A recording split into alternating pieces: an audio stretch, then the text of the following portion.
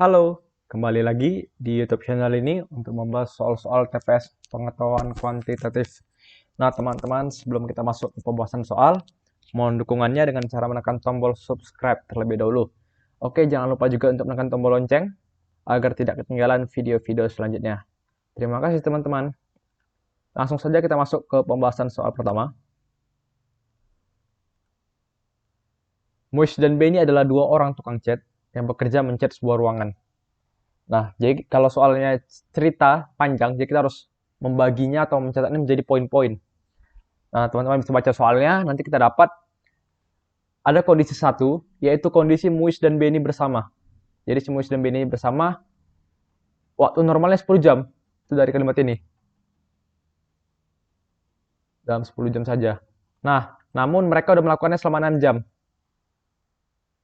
Nah, harusnya kan 4 jam lagi nih. Kalau misalnya mereka masih bersama, selesai. Nah, ternyata tapi setelah 6 jam itu, nggak sesuai dengan diinginkan. Si Benny udah kerja sendirian di sisanya itu mengerjakan bagian yang belum dicat seperti itu. Nah, si Benny kerja sendirian, rupanya 12 jam lagi baru selesai nih bagian yang dicatnya nih, sisa yang kemarin. Nah, kita mengetahui bahwa saat mereka bersama harusnya mengerjakan dalam waktu 4 jam. Ya, karena udah dilakukan 6 jam, harusnya 4 jam lagi selesai kalau mereka bersama. Tetapi saat Benny sendirian ternyata butuh 12 jam. Dari situ kita bisa mengetahui atau mencari berapa waktu yang dibutuhkan kalau justru sebaliknya, si Muis yang sendirian. Mungkin teman-teman udah tahu rumus yang seperti sama dengan seper waktu, misalnya waktu 1 tambah waktu 2 seperti itu. Mungkin teman-teman ada yang ingat rumus ini atau menggunakan konsep ini untuk caranya atau asalnya dari mana, teman-teman bisa menonton video-video sebelumnya, ada dijelaskan. Nah, kemudian kita ini bisa mengetahui nih, mencari waktu dibutuhkan untuk si Muis. Bagaimana caranya? Sepertinya kalau mereka sama-sama itu adalah 4 jam. Kenapa 4 jam lagi? Nah, kalau si B ini sendirian 12. Kalau si Muis sendirian berapa? Seperti T Muis. Itu. Nanti dioperasikan seperti Muis. Ini jadi 3/12 kurang 1/12 jadi 2/12. Maka T Muis sama dengan 6 jam. Jadi untuk sisa yang sama itu, si Benny mengerjakannya dalam waktu 12 jam, sedangkan si Muis 6 jam. Nah, dari sini kita bisa mendapati perbandingan kecepatannya. Karena konstan pekerjaannya. Nah, kita bisa mendapati perbandingannya bahwa si Muis mengerjakannya lebih cepat. 2 kali dari si Benny. Karena di sini 6 jam, di sini 12 jam. Berarti perbandingan kecepatannya kita dapat V Muis dibanding V Benny adalah 2/1. Si Muis lebih cepat karena waktunya lebih singkat. Seperti itu. Nah, dari sini kita berangkat ke kondisi 3, si Benny sendirian. Dari soal kita mengetahui bahwa mereka melakukan pekerjaan dalam waktu 10 jam bersama. Nah, harusnya tuh dari awal sampai akhir secara utuh, waktu yang dibutuhkan adalah 10 jam. Nah, dengan perbandingan kecepatan yang ada, kita bisa mencari waktu yang dibutuhkan oleh salah satu dari mereka. Ya sama pakai rumus seperti ini. Misalnya 1/10. Nah, waktunya bersama 10. Nah, kemudian seperti. Nah, dikarenakan ini VM per VB 2/1, maka TM per TB per TM, karena kecepatan sama waktu kan berbanding terbalik, juga 2/1. Karena ditanya untuk waktu ini sendirian, maka kita buat dalam TB saja. Seperti itu.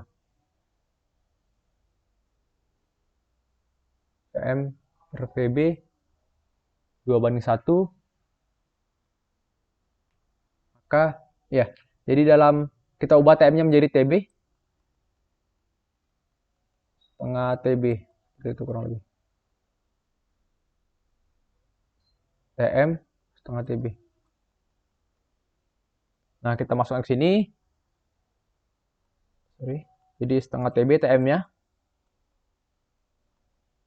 ditambah 1 per TB. Ini naik 2-nya jadi ke atas, jadi 1 per 10 sama dengan 2 per TB tambah 1 per TB atau 3 per TB. Tinggal dikali silang teman-teman, dapat TB-nya 30. Jadi waktu yang dibutuhkan si B ini untuk mengerjakan sendirian dari awal hingga akhir sebenarnya 30 jam. Jadi jawabannya D. Kalau teman-teman masih bingung nih, super dari mana, bisa tonton video sebelumnya. Ini menggunakan konsep perbandingan kecepatan pekerjaannya. Oke, saya rasa cukup jelas. Kita bisa lanjut ke soal berikutnya. Seorang pedagang kain menjual 2 lembar kain. Nah, teman-teman masih soal cerita, jadi kita harus mencatatnya dengan cukup jelas. Nah, kita harus mengetahui konsep rugi. Rugi itu berarti lebih banyak uang yang dikeluarkan untuk membeli daripada menjual. Berarti beli kurang jual, itu rugi. Kalau persentase kerugian, persentase rugi, berarti besar kerugian per modal. Per modal itu kan beli dalam hal ini. Kali 100%. Gitu. Persentase kerugiannya dikatakan 25%. 25%. Ruginya kan beli kurang jual. Beli kurang jualnya kita tahu ini 96.000. 96. Kalah kita buat. Beli 100. Nah, ini kan kita bisa nih mencari nilai harga belinya. Karena kita bisa mendapati sebuah persamaan. Jadi nanti 25 per 100 jadi 1/4. Sorry, ini kali. Jadi 1/4 sama dengan beli kurang 96 per beli. Kita kalikan silang. Maka didapati nanti 3 beli sama dengan 4 kali 96. Nah, nilai belinya itu kita dapati 4 kali 96 dibagi 3. Dapatnya 128. Nah, 128 ini apa? 128 ini adalah harga beli untuk 2 kain. Ini ditanyakan untuk 1 kain. Maka dibagi 2. 128 bagi 2, 64.000. Jadi pilihan sesuai adalah A. Seperti itu teman-teman. Saya rasa cukup jelas. Kita bisa lanjut ke soal berikutnya. Nah, kita harus mencari tahu nih, maksud soalnya apa? Dikatakan A, B, C, D adalah bilangan positif. Dari pilihan ini ada pasti satu yang salah. Gimana kita bisa mencari tahunya? Dari pilihan tersedia ada satu pilihan yang salah. Kemudian kita berangkat ke A. Kita berangkat dari pilihan A, maka kita nyambungnya ke C. Kenapa begitu? Kita lihat A itu pilihan A kecil dari B. Kan nilai positif nih. Kalau sama-sama ditambah C, kalau ini benar, harusnya ini benar. Sifat kesamaan dijumlahin oleh nilai variabel lain yang apalagi ini kan nilai positif. Pasti benar. Nah, karena dibilang hanya ada satu yang salah, maka nggak mungkin A salah. Karena kalau A salah, C salah. Maka A dan C itu benar. Kemudian E juga benar. Kenapa? Sama. Karena A kecil dari B, maka A pastilah lebih kecil dari B tambah C tambah D. Karena ini semua bilang positif. Seperti itu. Kemudian kita berangkat dari B dan D. Nah, B, C kecil dari D. D, A tambah C kecil dari B tambah D. Kita tahu kalau A itu kan kecil dari B. Nah, jika pernyataan B benar juga, maka pernyataan D pastilah benar. Kan bisa dijumlahin nih. Kalau yang ini benar, maka si D ini nanti kita dapat si D. Pasti ini benar. Si D ini pasti benar kalau si B benar. Nah, tetapi sebaliknya, jika pernyataan D benar, belum tentu si B benar. Masih bisa dia salah, tapi ada kemungkinannya dia benar. Selama si ini C kurang D kecil dari B kurang A. Tapi ada kasus pasti di mana si B ini salah. Seperti itu. Jadi yang masih memungkinkan salah dari pilihan yang ada 5 ini, si B. Karena si B itu tidak harus benar untuk membuktikan yang lain. Tapi yang lain itu kan A, C, D, dan E saling berkaitan. Seperti itu. Saya rasa cukup jelas. Kita bisa lanjut ke soal berikutnya.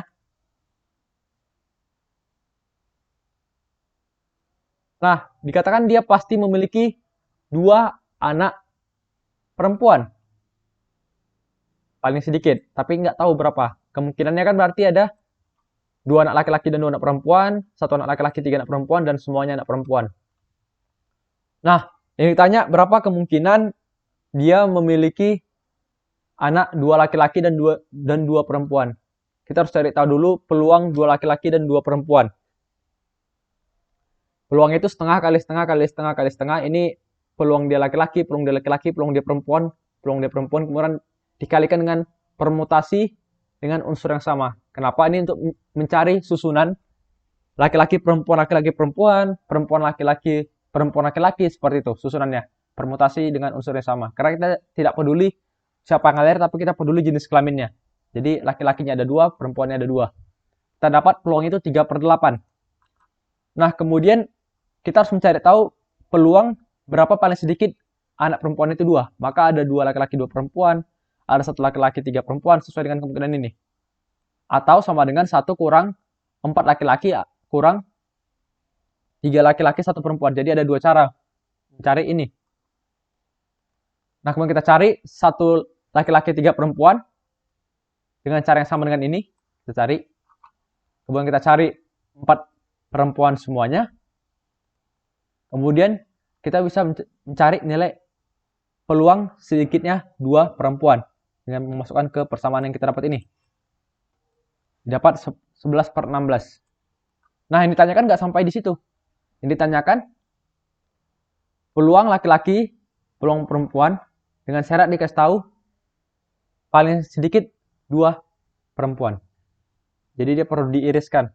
Makanya kita membagi lagi peluang yang ini dibagi peluang yang ini, at least 2 girl. Jadi kita bagikan, dapat 6/11. Jadi jawabannya E. Seperti itu teman-teman. Saya rasa cukup jelas. Kita bisa lanjut ke soal berikutnya. Nah, ini masalah himpunan. Kita buat dulu, misalnya total itu pasti grup 1 tambah grup 2 tambah grup 3 kurang at least 2 of the groups. Jadi ini kurang mereka-mereka yang mengikuti 2 grup ditambah mereka-mereka yang mengikuti 3 grup. Ditambah yang tidak mengikuti grup secara keseluruhan. Ini total orangnya. Nah, kita misalkan yang mengikuti semua grup itu kita misalkan X. Kemudian yang tidak mengikuti semuanya kita misalkan N. Nah, kemudian kita masukkan ke rumus ini. Grup 1 itu apa? Ya, bebas kita misalnya buat Fox News grup 1, Sky Sport grup 2, ABC grup 3. Kita masukkan ke rumusnya total 250 sama dengan 120 tambah 90 tambah 80 tambah 90 dikurang at least 2 of groups. Itu ini 50, 60, 65.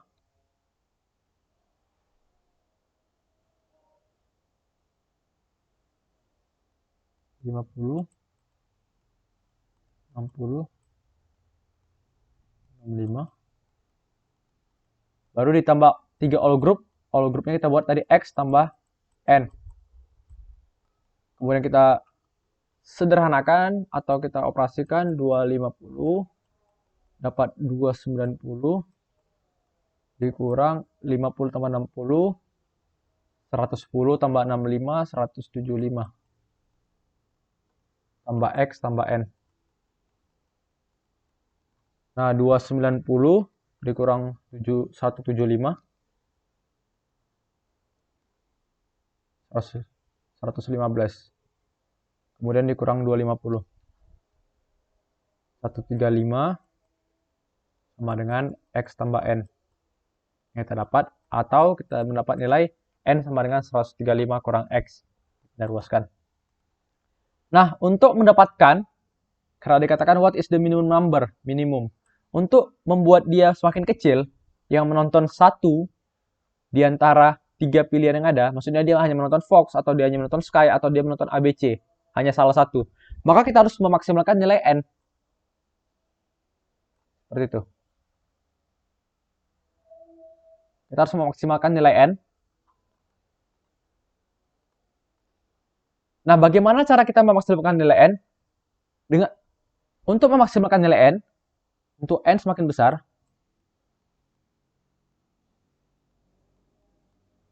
maka si X harus semakin kecil. Karena dengan semakin kecil X, N-nya akan bernilai semakin besar. Nah, si X itu apa? Si X adalah yang mengikuti ketiga grup. Tiga grup. Nah, kita tahu dari pilihan-pilihan grup yang ada, atau mereka yang mengikuti dua grup, yang overlap, yang mengikuti keduanya, paling besar itu ada di 60 dan ada di 65. Nah, di 60 dan di 65 ini sama-sama mengikuti ABC. Kita lihat ada yang sama itu adalah penonton ABC. Nah, berarti 60 tambah 65 itu kan 125. Seperti itu, 60 dan 65. Ternyata si ABC penontonnya hanya 90. 90. Maka ada 35 nih pasti paling sedikit. Paling sedikit 35 orang yang menonton ketiga channel tersebut. Karena ada yang overlap tadi. Kenapa kita pilih 60 dan 65? Kita harus memilih overlapnya yang terbesar. Untuk mendapatkan nilai N yang terbesar juga. Jadi kita dapat setidaknya ada 35 siswa yang menonton ketiga channel. Nah, kemudian yang menonton ketiga channel itu apa? Si X. Maka minimum value of X adalah 35. Nilai X paling minimum adalah 35. Sehingga nilai N kita dapat 100. Seperti itu. Kita dapat nilai 100. Yang ditanya apa? What is the minimum number of students who watch at least one of the given channels? Yang hanya menonton satu. Kita dapat N 100. Yang menonton satu, ya tinggal kita kurangin. Total student dikurang N. Dikurang yang tidak menonton. Karena yang dimaksud di sini adalah dia yang menonton 1, dia yang menonton 2, dia yang menonton 3. Seperti itu. Jadi si N ini kan nggak nonton. Berarti yang nonton setidaknya satu di antara mereka 250 total dikurang 100. Jawabannya 150. Seperti itu. Saya rasa cukup jelas. Kita bisa lanjut ke soal berikutnya. Sisa pembagian 3/51 oleh 10. Nah, kalau pembagian oleh 10 suatu bilangan, maka yang ditanya itu sebenarnya adalah angka satuan dari bilangan tersebut atau digit terakhir. Nah, 3/51 tentu nggak kita hitung secara manual, ada pola yang dibentuk. Nah, polanya satuannya 3971, kemudian balik kali ke 3, kemudian ke 9 lagi. Pasti setelahnya ke 7 dan ke 1. Maka pola 3971 angka satuannya akan berulang setiap 4 kali. Nah, 3/51, 51 itu tidak dibagi 4, sisa 3. Maka digit terakhirnya dari 3/51 adalah 7. Kalau dia sisa 1, ini sisa 1. Kalau dia sisa 2, digit terakhirnya 9. Kalau sisa 3, digit terakhirnya 27. Kalau habis dibagi, sisa 0, digit terakhirnya 1. Seperti itu. Nah, kemudian sisa baginya, maka digit terakhirnya adalah 7. Maka sisa bagi dari 3/51 oleh 10 adalah 7. Ini bisa dipastikan nih, yang ini. Nah, diingat. Kita bisa lanjut ke soal terakhir. Ini tanya nilai X. Nah, teman-teman, ini kita bisa melihat ini garis lurus. Maka di sini 180 kurang 150, 30. Yang di sini juga garis lurus. 180 kurang 150, 30 juga. Ini ada segitiga. Maka di sudut yang di sini 180 kurang 30 kurang 30. Ada 120. Maka di sini ini garis lurus. Di sini 180 kurang 120, 60. Di sini garis lurus 180 kurang 150, 30. Seperti ini. Sorry. Seperti itu. Nah, ini ada segitiga lagi. Kalau jumlah sudut pada segitiga kan harus 180. Tinggal X itu yang ini, tambah 60 itu yang ini, tambah 30 itu yang ini. Nilai 180, maka nilai X adalah 90. Dan sesuai adalah D. Seperti itu, teman-teman. Saya rasa cukup jelas. Demikianlah video pembahasan soal pada kali ini. Terima kasih teman-teman sudah menonton. Semoga bermanfaat. Untuk video atau untuk catatan lebih lanjut, tersedia link di bawah untuk mendownload dalam bentuk PDF. Pembahasannya dan juga soalnya. Nah, teman-teman kalau masih ada pertanyaan bisa mengirimnya di kolom komentar. ataupun ada yang masih kurang jelas, ataupun ada yang salah bisa dikoreksi di kolom komentar, atau teman-teman bisa menghubungi saya di IG atau di Twitter yang akan saya buat di deskripsi juga. Terima kasih teman-teman, mohon bantuan juga untuk share dan like. Oke, salam pejuang.